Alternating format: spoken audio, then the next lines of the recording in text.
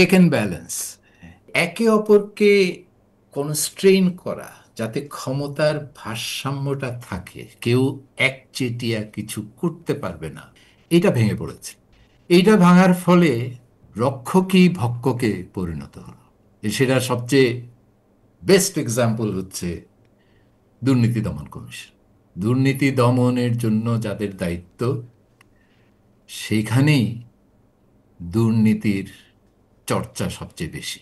অর্থনীতিতে যদি ওই অ্যাকাউন্টেবিলিটি সিস্টেমসগুলো ব্রেকডাউন করে, অ্যাকাউন্টেবলতে আমরা কি বোঝাই? অ্যাকাউন্টেবিলিটি বলতে বোঝায় accountability of the government to the people.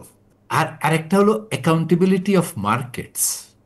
বাজারগুলিরও তো একটা জবাবদিহির, বাজারে যারা খেলছে তাদেরও তো একটা জবাবদিহির জায়গা থাকতে হবে।